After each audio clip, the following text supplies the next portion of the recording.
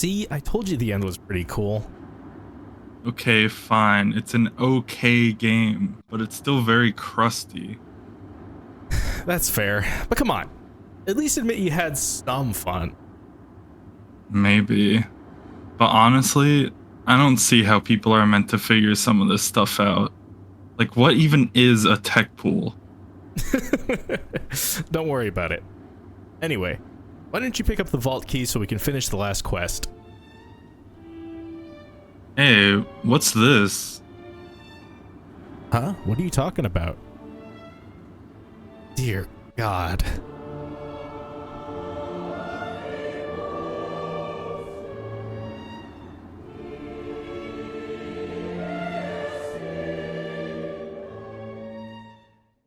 I want to ask you a question. How often do you really use grenades offensively in Borderlands 1? I don't mean throwing transfusions to heal or longbows to grenade jump. I mean actually throwing a grenade with the intent to hurt an enemy. If you're anything like me, it probably isn't very often. Well, I wanted to explore this oft-forgotten part of the Borderlands 1 kit. The rules for this run are very simple. Only grenades and melee can be used to deal damage.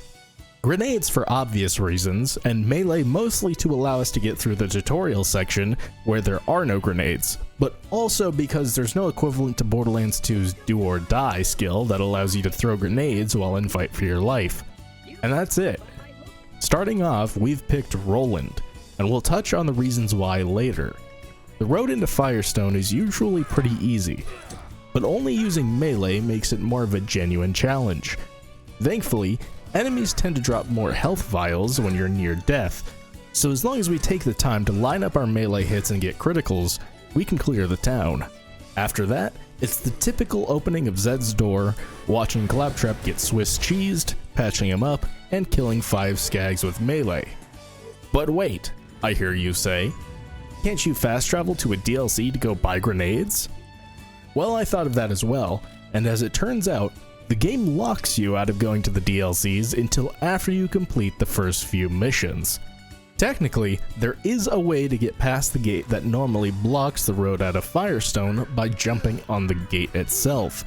From there, you could run to the arid hills, farm weapons from skag piles, and buy grenades from the ammo vendor, but that's a lot of work to not melee the skags. I've literally already killed them in the time it took to talk about this. If you want to do your grenade-only run that way, go right ahead. Anyway, we fixed the shield vendor, and now that we've unlocked fast travel to the DLC areas, we're gonna go to the General Knox DLC and buy our first grenades from there. First, we complete the mission to meet Scooter, which puts us well into level 4. We grab our nades, then head to Firestone to kill the 8 bandits. Or at least we try to. Now, believe me, I intended to kill these guys with grenades, but the splash radius of the default grenade in Borderlands 1 is very, very small. So we waste these 3 grenades, and instead of going back to buy more, I just melee them because, frankly, Mr. Shankly, I don't want to waste any more time on this challenge than I have to. After meeting TK Baja and putting our hands on his meat, we get access to the grenade vendor in Firestone. To make the most of this, we're gonna go back to the Knox DLC real quick. In many RPGs, including Borderlands, the cost of items scales with the level of the items. By going somewhere we are very much not intended to be at this level, we can acquire items that are much more valuable, sell them, and use the money to buy grenades and a legendary grenade SDU, giving us an incredible head start on what will be the biggest bottleneck of this run, that being actually having grenades to throw. By default, you start with a capacity of only 3 grenades. When you're playing normally, this is fine, but in case you haven't noticed, we are not playing normally. Now that we've gained some money, we're going to be trying to get some specific grenade mods. The first of which is a longbow grenade. These grenades solve the issue of needing to predict how a grenade will bounce, and can be thrown from long distances and have a very low fuse time. I also grabbed a sticky incendiary grenade for the damage over time effect. Now that we have some grenade mods and a large supply of grenades, we should be good to go take on Nine Toes. My first attempt does not go well. Of my 8 grenades, only 1 hits. On my second attempt, the longbow grenade absolutely decimates Nine Toes in just 2 throws. Back to TK Baja, we turn in that mission, return to Zed, turn in that mission, check the bounty board, turn in that mission, sell everything we're not using, and head back to TK Baja for his next 2 missions. These aren't required for main story progression, but they're practically required if you don't want to get destroyed by Bonehead. Typically you'll be about level 6 at this point, and Bonehead is usually level 11, meaning it's a good idea to grab a couple side quests to close the gap. We're level 7 right now because we've completed a few challenges, but that's not nearly enough to progress. Heading back into Skag Gully, we grab Why Are They Here, the first data recorder, and the second data recorder. Now it's time to fight Scar. This fight would be a nightmare if it weren't for a fun little glitch. You see, when you throw a longbow grenade tangentially to the bounding box of an actor, like an enemy, skag pile, or otherwise, the grenade will duplicate many times. Viewers familiar with Borderlands 1 may know that this is usually used to set up long grenade jumps in some places, but here we're going to use it for more damage. Scar goes down, we collect TK's leg and head over to collect the Blade Flower seeds. This goes pretty well, since I don't have to actually fight anything, and I can run through the area grabbing everything I need. After grabbing the last seed, we head back to TK Baja to turn in the missions, turn in Why Are They Here, and catch a ride, which brings us to a mighty level 9. In all seriousness, this probably won't be enough to kill Bonehead, but I decided to try anyway. Here, we're going to be using another grenade mod I grabbed earlier, the Bouncing Betty. Bouncing Betties are grenades that, when thrown, bounce up into the air and flare outwards into a bunch of child grenades. Individually, these child grenades deal decent damage, but with some luck, you can hit the same target with multiple child grenades, utterly shredding their health bar. Bouncing Betties are going to be our primary damage dealing grenades from here on out. It's actually a really tense fight with Bonehead, as I forget to stock up on pomegranates beforehand, and end up needing to sneak my way toward the few ammo chests around the arena. Unfortunately, I don't find enough grenades, so that means I need to go to the ammo vendor to buy some, which resets Bonehead's health. I could detail each attempt, but I'll just keep it short. It took a few tries to get Bonehead in just the right spot to kill him. I grab the Destruct module, repair the catcher ride, and I'm going to reiterate something here. I'll pretty much never ban cars for a Borderlands 1 challenge. So, we do Orbit Achieved, hit level 11, turn in the Piss Wash Gully and return to Zed missions, and meet Shep Sanders. We grab all of Shep's missions, go to grab the fake mine gate key, hit all of the turbine brakes, and head to the Lost Cave. This is our first big experience farm. In the Lost Cave, there are these enemies called larva crabworms that have a large amount of health, but a tiny little critical hit spot in the shape of a glowing eye. These crabworms give a ton of experience when killed, and with our Bouncing Betty grenades, we can hit their critical hit spot and actually take them out, despite them being 4 levels above us.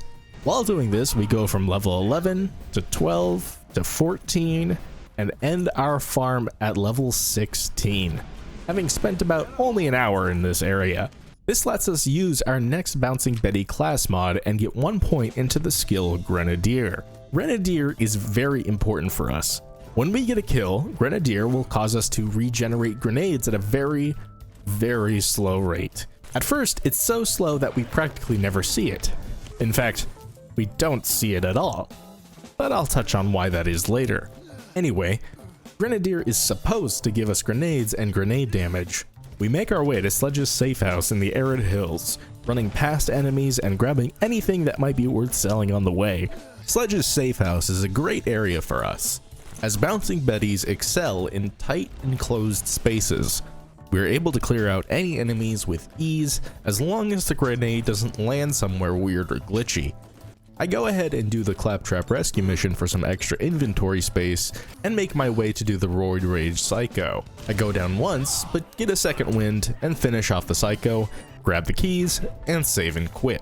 On my way back, I set up a massive grenade jump using Roland's Scorpio turret and run back to the arid Badlands. We turn in the mine gate key and get into Headstone Mine.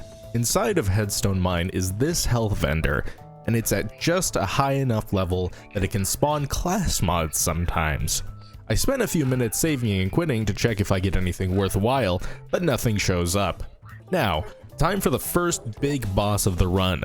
Up until now, we've been able to get by relatively easy by getting lucky or employing the right item, but Sledge poses a lot of issues for us. The first of which is very apparent. In Sledge's arena, there are many floor surfaces where bouncing Betty grenades will not properly explode. Instead of spawning child grenades, they just disappear and deal no damage. Now this isn't random. I think it specifically has to do with how the different floors are placed here. I give this a few tries before saving and quitting, deciding I need something to help me out. And as it turns out, that comes in the form of a level up immediately after killing a single enemy. On my way back to the arena, I find a leader class mod, which doesn't really help a lot, but it is slightly more experience, which I guess helps. So here's something you might think is against the spirit of the challenge, and if you think so, I understand. Instead of torturing myself trying to kill Sledge with only grenades, I decide that if I can get his health at least most of the way down, I'll allow myself to finish him off with melee attacks. Even with this compromise in place, it still takes a lot of attempts before we get Sledge into that low health position where I think using melee will be fair. We finish off Sledge, grab the vault key piece, and use the DLC fast travel to head back to Firestone and turn in the mission. We meet Ernest Whitting and head over to rescue Lucky. This section took an embarrassing amount of time. No thanks to there being some glitchy geometry on this patio that deletes my bouncing Betties. After a solid few attempts, we finally kill the 15 bandits, hitting level 18 as we do, and get in a fist fight with this badass bruiser. We talk to Lucky to turn in the mission, then power on the fast travel network. After turning in that mission, I decide I want some more money, potentially for getting some gear from the vendors. So I head back to T-Bone Junction and spend some time running over to this chest and looting its contents. Several runs later, and we have just over $200,000. With a nice and full wallet, I save and quit at Lucky's place a few times to refresh the vendors and see if I can get a new shield, grenade mod, or class mod. I do get this decent leader comm with shield recharge delay and +2 defense, along with this decent health regen shield.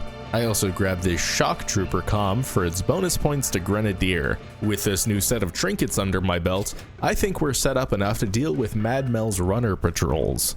These enemies are cars that drive around and shoot at you. Thankfully, cars in this game are really easy to take down. Unfortunately, cars are really difficult to kill with grenades. If you're lucky, these cars will get stuck on different parts of the world, like these guys. Or you might catch one as it's spawning, like this one. But for the most part, you're going to be running around like an idiot trying to lead your grenades in just the right way so it explodes right as the car is driving over it. You might ask why I didn't kill them in the car, and I just wanted to see how difficult it would be to get all the kills with only grenades. Thankfully, I got lucky enough with the cars that it only took about 20 minutes to kill the 8 patrols needed to progress. Now it's time for the real challenge, Mad Mel. Even in normal playthroughs, Mad Mel can be a pretty big pain in the ass. He's got a pretty big health pool, moves fairly quickly, and deals a ton of damage. I, however, have a plan. Step 1 of my master plan is to set up one runner right outside of Mad Mel's arena, and one back at Lucky's place. For step 2, we actually need to spawn Mad Mel in his arena. In order to do that, we need to kill the first 2 patrols.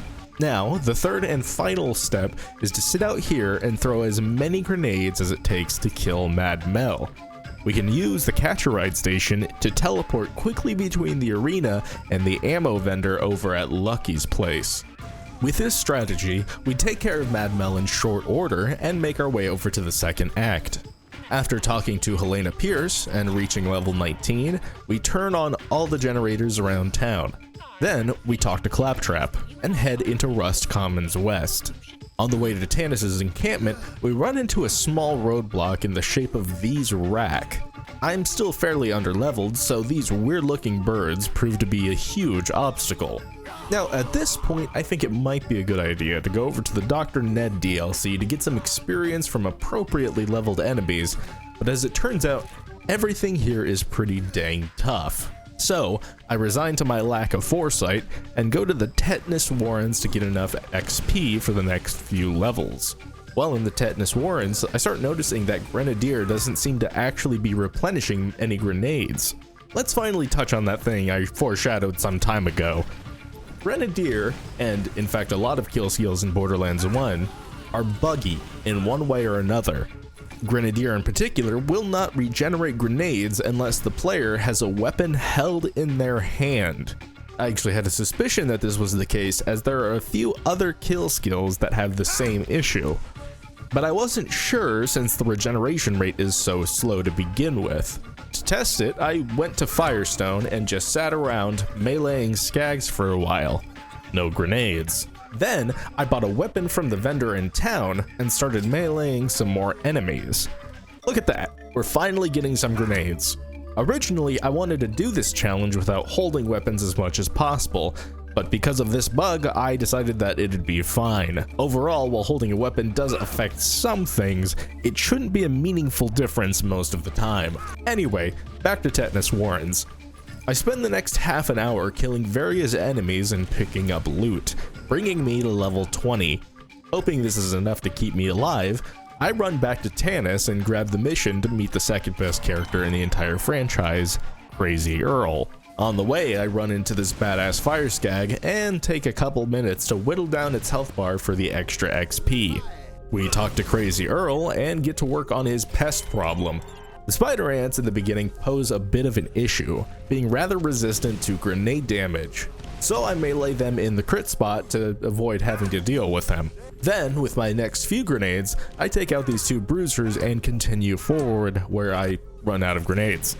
Despite having figured out the issue with the Grenadier's skill, we will continually have issues with maintaining a consistent stock of grenades for the foreseeable future. After dying, I decide to go down the other main path in the scrapyard as it has some more favorable terrain for our grenades.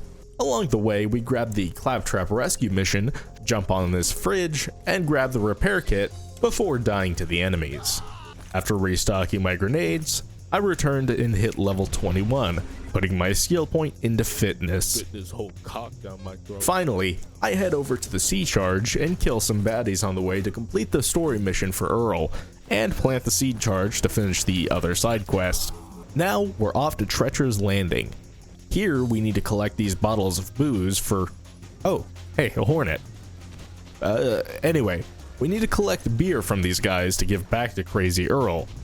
There's not very many good places to make use of our bouncing Betty grenades here since it's such a wide open space, but if we can lure enemies into these little cubbies scattered around the map, we can turn the tides in our favor.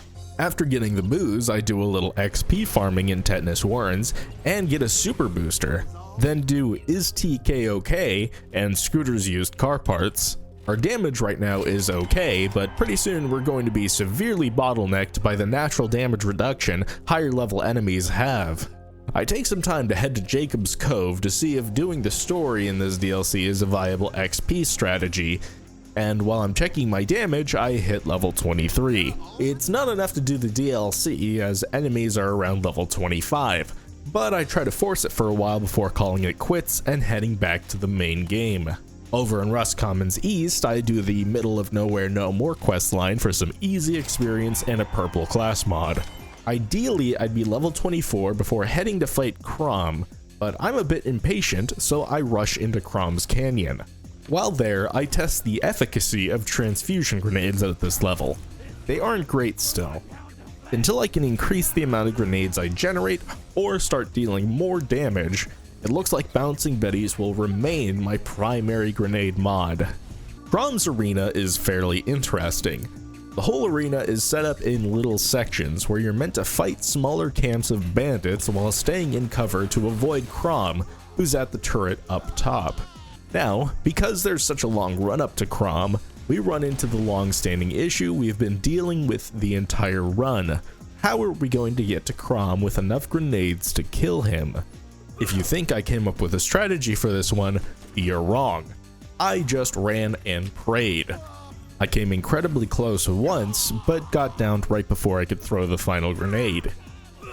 Immediately after that, I made an attempt where, because there were psychos chasing me, even though I went down, I could melee them while I was down to get a second wind, giving me just enough time to throw the bouncing Betty and kill Crom, hitting level 24.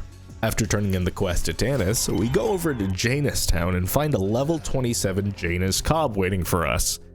This does not bode well.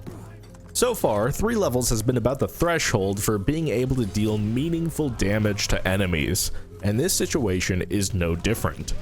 Well, since we're level 24 now, we should be able to do the Ned DLC, right? Funny thing about that, I guess the level of enemies in the Ned DLC are tied directly to the current story mission in the main game. So, because I rushed Crom instead of level 25, everything is level 30. Oops. With that option thoroughly severed from our current scope, I do the side mission Alter Ego Burning Heresy and head back to Treacher's Landing for some easy, laid-back farming. Then, on the cusp of level 25, I do the easily missed mission Green Thumb and finally break that 3-level boundary. We kill Janus Cobb with relative ease and deliver the good news to his brother before going to Eric Franks. Then, the shipping container, and finally, Helena Pierce, who informs us we've been Speckledorfed, bamboozled even. Now, before continuing on, we really should get some more levels. The next enemy we need to kill is Taylor Cobb, the brother of Janus Cobb, and he's level 29. Thankfully, because we've progressed in some story missions, the level of enemies in Treacher's Landing has gone up a bit, meaning I can spend more time doing some low-intensity XP farming. While farming, I realized there's a skill that could be instrumental in completing this challenge that I've been ignoring. Supply Drop is the capstone of Roland's support skill tree, and it allows the Scorpio turret to fire homing ammo refills to nearby players. This will give a decent amount of ammo of all types to the targeted player, and even includes 1 or 2 grenades. This is incredible. Even just getting 2 grenades every few seconds is more than enough to turn us from a grenade famine into an enemy feast. The only downside now is the Scorpio turret's naturally long cooldown time. With this new skill, at level 26 I decide to see if it's possible for me to take on Taylor Cobb. To make a long story short, it's possible but definitely not probable. Instead of continuing to bash my head against the brick wall in the shape of Taylor Cobb, I go on an XP hunt, tracking down every easy mission I can complete and killing any enemies I find along the way. Level 27 comes, and with it, another set of attempts to end the Cobb bloodline. It takes 3 attempts for me to pin Taylor against a wall, and use that wall as a backboard for my bouncing Betty grenades. But we get the kill. Before going to fight the Rack Hive, I meet up with an old friend, Larva Crabworms. Trash Coast has a handful of Larva Crabworms at the very start of the map, meaning I can get another level to my name fairly quickly. After putting my skill point into Aid Station, I save and quit and get ready for a long, drawn-out fight with the Rack Hive. Fighting the Rack Hive with grenades is far easier said than done, but not because of the Rack Hive itself. You see, like the name suggests, Rack Hive is capable of spawning Rack from its body. In a normal playthrough, these Rack are little more than an annoyance, but here they pose a legitimate threat. That is, until I realize I can throw grenades at Rack Hive's body instead of its feet to detonate all of the child grenades inside of it, dealing substantially more damage. Unfortunately, during all of my attempts against Rack Hive, my strategy of throwing the Scorpio turret against a wall to prevent it from shooting at enemies failed because of Rack's mobility. But since it didn't meaningfully affect the fight, I'm not going to count it. Back to Tanis to turn in the mission, we hit level 29 and save and quit to get back to the fast travel quicker. With Rakhive dead, we are now in the third act of the story. Tanis suddenly realizes that in order to get the final piece of the vault key, we need to rescue a claptrap from Old Haven, which is currently occupied by the Crimson Lance. This isn't horribly difficult since Old Haven strikes a nice in-between in open design and plenty of cover to backboard our bouncing Bettys off of. Or not, as it seems like the rubberized corrosive grenade mod does wonders against pretty much everything in this area. Oh hey, a cobra. By abusing some cover, I managed to rescue the claptrap and unlock the way into the Salt Flats. The next section has the player engage in some vehicle combat with Baron Flint's patrols, but like Mad Mel's patrols, we're going to be doing this without the use of a car. As it turns out, the rubberized grenade mod we have is extraordinarily effective against vehicles, so as long as I can lead my grenades accurately, or they get stuck on something, we can progress through this section easily. On the way into the Thor, I do the Claptrap rescue mission real quick and take out some enemies for a little extra XP. Up and up, Flint introduces us to his neck ball sack and the rest of his polycule. Hans and Franz prove to be quite a bit more challenging than the rest, and I end up dying a few times, needing to wait for my Scorpio turret to give me more grenades. At some point, I save and quit and spec out of aid station and into deploy, which reduces the cooldown of the turret. Even with this reduced cooldown, it takes quite a while before I'm able to take down Franz. Hans, however, is much easier to deal with as he just stands still and takes my grenades to his face. Flint himself takes more than a couple of tries, due to his large health pool and mobile nature. After getting him to very low health and exhausting my last grenade, I decide to save myself some time and just melee him to death. We open the chest that's supposed to contain the final piece of the vault key, but what? Tanis has betrayed us. I save and quit to get a car faster, then drive over to the back door. We enter the back door with minimal prep, which I'm told usually leads to chafing, but the resistance seems mild. That is, until we find steel inside. Thanks to the damage type swap you can do with bouncing Bettys, Master McCloud isn't too tough, and with a little more help from the rubberized nades, we can finish him off and move into the Crimson Fastness. I end up using the rubberized grenades here for what I think their intended uses against the turret in the beginning, and generally have a pretty easy time getting to Tanis. After finding the Echo console, the badass engineers that spawn give me a bit of a headache, but after respawning, I play a little more carefully and get by no problem. Now we've got to activate the 3 transmitter consoles in the Crimson Enclave. This isn't easy to do since there are a lot of lance enemies guarding each console, but by taking it slow and making use of our corrosive grenades, we finally get all 3. After turning on the Echo network, Tanis says she's sorry and asks us to kill Steel for her. In order to find Steel, we have to go to the Salt Flats, then find this little alcove that leads to the descent. I practically never go through this section normally, and instead opt to run past all the enemies that are too focused on each other to notice the Vault Hunter beelining their way to the end of the game. In the Iridian Promontory, I save and quit a few times at the entrance since there's both an ammo and shield vendor here which can give me on-level shields, class mods, and grenade mods. I find this Tactician mod and grab it, hoping it'd let me run through the area without having to worry about enemies, but I took way too much damage and in the end just stuck with the Shock Trooper class mod I'd been using. A few deaths and kills later, we find the vault and unfortunately have our revenge against Steel robbed from us. Now, there's a couple funny things about the Destroyer fight. The first of which is that you can lob grenades into the Destroyer's mouth to deal critical hits. The second is that when you deal too much damage too quickly, the Destroyer's extra tentacles that shoot projectiles will overlap their spawns, and you'll end up needing to dodge many more projectiles than normal. Because of this, the fight, which I thought would be over in seconds, actually took quite a few tries. But as soon as I regenerated enough grenades and got into a good position, we could finally kill the Destroyer and finish the game. And with that, the challenge is completed. Given how difficult this challenge was, I wasn't too keen on doing the DLCs.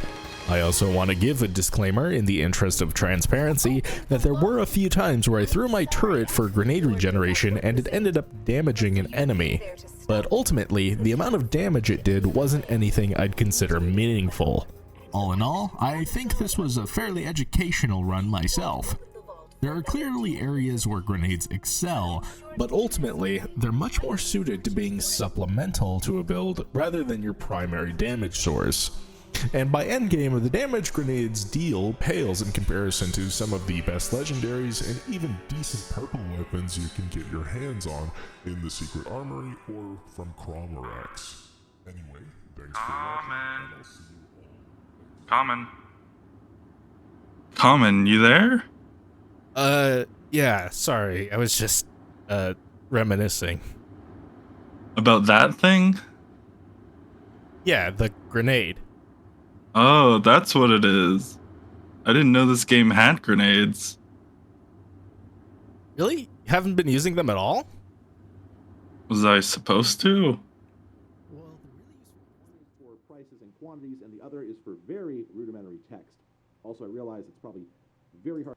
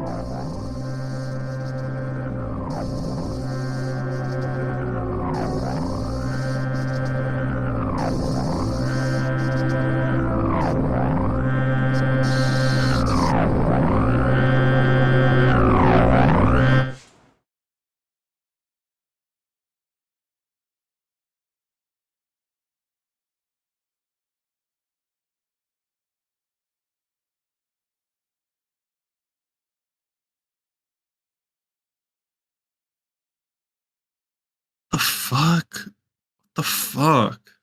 Antiquated? There's gotta be a better way to say this. Okay, fine. It's an okay game, but it's still very boomer shooted retro slop core.